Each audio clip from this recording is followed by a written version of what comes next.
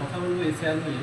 আপনারা সকলেই অবগত যে ফোনে খুললেই, টিভির চ্যানেল খুললেই, খবরের চ্যানেল খুললেই এশিয়ার সবের নাম বাদ চলে যাচ্ছে। কী করবো, অনেকে আবার ফর্ম দিয়ে কীভাবে ফিল আপ করতে হবে, কীভাবে নাম বাদ চলে গেছে। কিছু খবরে আবার দেখছেন যে ওই জায়গার এতগুলো নাম্বার। আসলেই টোটালটাই আমার মনে হয় সব মিথ্যে কথা। কারণ কোনো কিছু কথা বলতে গেলে তথ্য প্রমাণ দিয়ে কথা বলতে হয়। তো এখন পর্যন্ত আমাদের কাছে যা তথ্য আছে বা আমার কাছে যা তথ্য আছে, একজনেরও মানুষের নাম বাদ যায়নি। এটা সম্পূর্ণ ভুয়ো খবর। অনেকে দেখাচ্ছে যে এই 500 জনের নাম বাদ গেছে, 250 জনের নাম বাদ গেছে, 200 জনের নাম বাদ গেছে, বাদ কারো যায়নি। আর আগে যে নামগুলো ছিল এখনও সে নামগুলো আছে। এসআইআর যে ফর্মটা দেবে, ফর্মটা ফিল আপ করার পর সঠিক তথ্য আপনি না জমা করলে তখন আপনার বাদ যেতে পারে। তার আগে আরেকটা গুরুত্বপূর্ণ কথা বলে রাখি, আমাদের সর্বোচ্চ আদালত সুপ্রিম কোর্টে এই ব্যাপারে বেশ কয়েকজন কেস করেছে। তো তার মধ্যে কি ওয়েস্ট বেঙ্গলের কেউ করেছে? না, এখনও ওয়েস্ট বেঙ্গলের কেউ কেস করেনি, আর বা করতেও পারবে না। এই কারণে করতে পারবে না কারণ নাম বাদ যায়নি, যেহেতু বাদ গেলে তবে তো সে কেস করবে।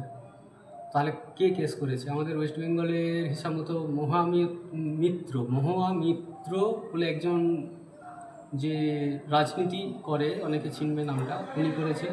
কার সঙ্গে করেছে তার ডিটেলস, ভিডিও, এমনকি সুপ্রিম কোর্টে কত নাম্বার কেস, কী তার স্টেপ চলছে, কেসটা জেতার সম্ভাবনা আছে না হেরে যাওয়ার সম্ভাবনা আছে, এই তথ্যটা আপনাদের আমি পুরো ভিডিওতে দেখাবো। 1 নম্বর।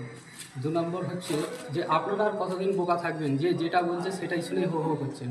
হো করার কিছু নেই, এসআইআরে কোনো কিছু ভয় নেই। আপনি যদি দেশের নাগরিক হন, নিশ্চয়ই আপনার সব কিছু আপনার পাশের লোকই জোগাড় করে আপনার ফর্মটা ফিল আপ করে দেবে।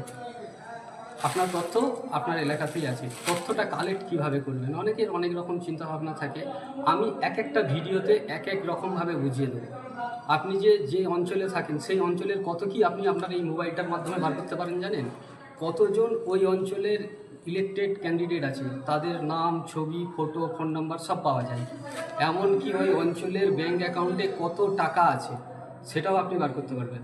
দ্বিতীয়ত, টাকা তো গেল, ওই অঞ্চল থেকে কোথা কাজ করেছে সেটাও আপনি বার করতে পারবেন।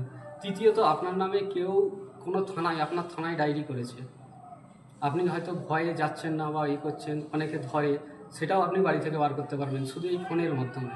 এই ফোনটার মাধ্যমে অনেক কিছু করা যায়, সেটাই আমি তোমাদের তথ্য প্রমাণ দিয়ে আজকে দেখাবো। দেখিয়ে পুরো একদম পাই টু পাই যে একটা মানুষ চাইলে অনেক কিছু তথ্য কালেক্ট করে বার করে বা দেখাতে পারে। যে এফআইআরগুলো হয় থানাতে সেগুলোও বার করা যায়, কোর্টের কেসের কী ধারা চলছে সেগুলোও বার করা যায়। তো অতএব এসআইআরটাকে নিয়ে এমন মহামারী কিছু হয়ে যায়নি যে আপনার নামটা শুধুমুধু কাটা যাবে আপনি যদি ভারতের নাগরিক হন। আর যদিও কাটা যায় তখন আমরা আলাদাভাবে শিবির করে কিভাবে কি করলে হয়, হিউম্যান রাইটস কমিশন থেকে শুরু করে দরকার হয় আপনাদের যে কজনের কাটা যাবে সে কজনের নিয়ে আমি দায়িত্ব সহকারে বলছি, তাদের নিয়ে গিয়ে কোর্টে মামলা করে কিভাবে আপনাকে ফের নাগরিকত্ব ফিরিয়ে দেওয়া হয় সে কাজটা কিন্তু আমরা শুরু করে দেবো। ঠিক আছে? তো অযথা এখন যে খবরগুলো আপনারা দেখছেন বেকার, এসব ফালতু খবরে মানে ডকুমেন্টস চান যে এত নাম বাদ দিয়ে দিয়েছে, তো আপনার প্রুফ কী আছে? বলবেন না প্রুফ তো এখন কিছু নেই।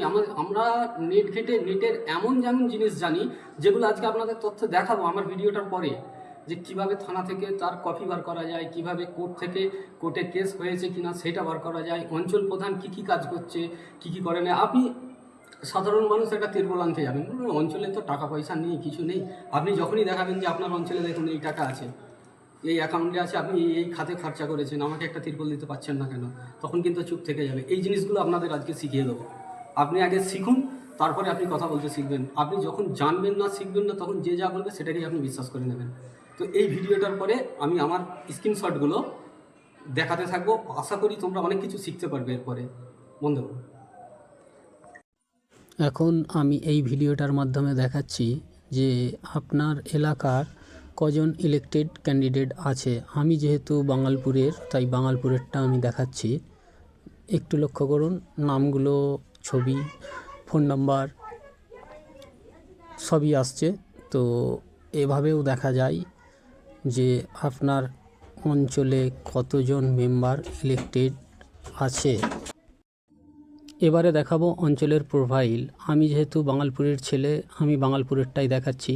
বাঙালপুরের কোড হচ্ছে 105984। এইখানে যেটা দেখাচ্ছি এটা হচ্ছে ব্যালেন্স। আজকের ডেটে এখন বাঙালপুরের যে অ্যাকাউন্ট নাম্বার আছে তাতে 1,56,000 টাকা আছে। কী কী ব্যাপারে খরচা করেছে সেগুলো এগুলো নিচে পুরো ডিটেলস তথ্য আছে। এরকম করে আপনারা দেখবেন টোটাল তথ্য। এরপর চলে যাব আমরা বাঙালপুর অঞ্চল থেকে কি কি খাদে টাকা ব্যয় করা হয়েছে, কি কি কাজ করা হয়েছে।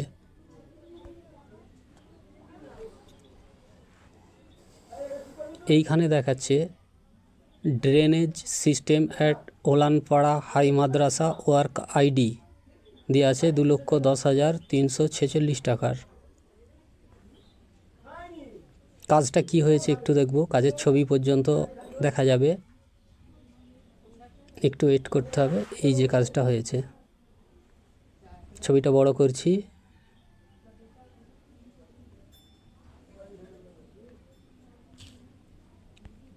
এই ছবি পুরো ওয়ার্ক আইডি, কে কাজ করেছে, কোন কন্ট্রাক্টর কাজ করেছে, কবে পেমেন্ট পেয়েছে সে, কোন অ্যাকাউন্টে পেমেন্ট হয়েছে। তারপর এইগুলো যে দেখছেন এইগুলো সব অন্যান্য কাজ হয়েছে, সেই খাদে খরচা হয়েছে টাকাগুলো। এসবগুলোর টোটাল তথ্য আপনারা পাবেন। আপনার অঞ্চলে কি হচ্ছে না হচ্ছে অযথা বিভ্রান্ত হবেন না, আগে নিজে দেখবেন, তারপর সমস্ত কিছুই দেখা যাবে। শুধু এগুলো না, অঞ্চলের যাবতীয় জিনিস দেখা যাবে। আপনি যদি অভিযোগ করতে চান অভিযোগও করতে পারবেন, সে অপশানও থাকে যে এরকমভাবে। এবার দেখাবো থানায় আপনার নামে কোনো এফআইআর হয়েছে কি না, সেটাও বাড়িতে বসে দেখা যায়। আমি যেহেতু বাগনানেরটা দেখাচ্ছি। কিভাবে দেখবেন, নাম্বার মেরে সার্চ দিলেন, ডেট চলে এলো 25/10/2026 তারিখে। এটা এই নামে এফআইআর হয়েছে, এরকম কপি পুরো দেখতে পাবেন। আচ্ছা, আবার চলে যাচ্ছি, নাম্বার চেঞ্জ করছি।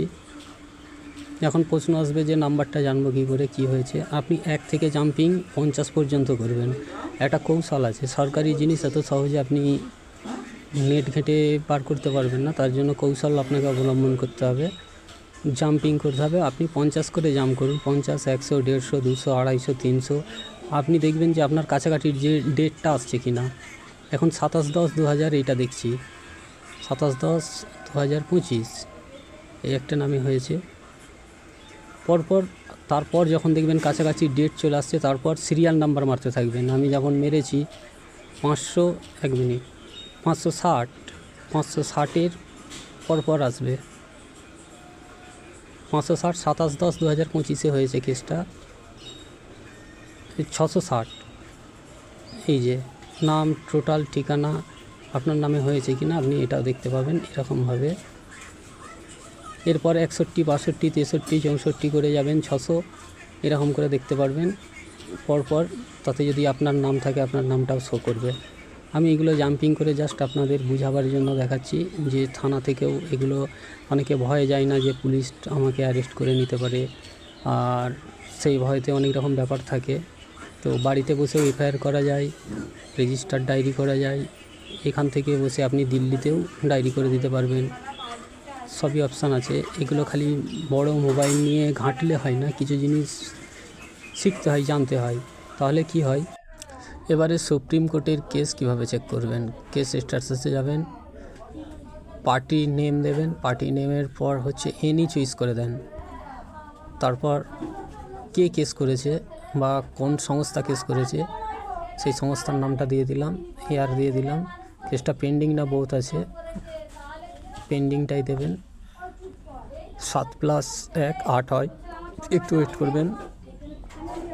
ওয়েট করার পর কেসটার ডিটেলস চলে এলো। কেসটার নাম্বার হচ্ছে 640/25। টোটাল ডিটেলস চলে এসছে কেসের, কে কে করেছে, কার বিরুদ্ধে। Election commission. আচ্ছা, কেসটার ক টাকা দিয়ে করা হয়েছে একটু দেখব। কেস ফিস 3,000 টাকা দিয়েছে, ওটা পেড হয়ে গেছে। এইবারে যেটা ওপেন করেছি এটা হচ্ছে কম সময়ে, প্রায় 3 মাস 1 মিনিট 7 8, 9, 10, হ্যাঁ 3 মাসের মধ্যে 21টা মতো কোড অর্ডার করে দিয়েছে অলরেডি। লাস্ট অর্ডারটা আমরা ওপেন করছি, একটু ওয়েট করুন। এটা লাস্ট অর্ডার, এটা হচ্ছে লাস্ট অর্ডার। এরকমভাবে লাস্ট অর্ডারটা আপনারা দেখতে পাবেন। এই হচ্ছে প্রসেস, যেগুলো বলি আমি একদম মিথ্যা নয়, তথ্য প্রমাণ দিয়ে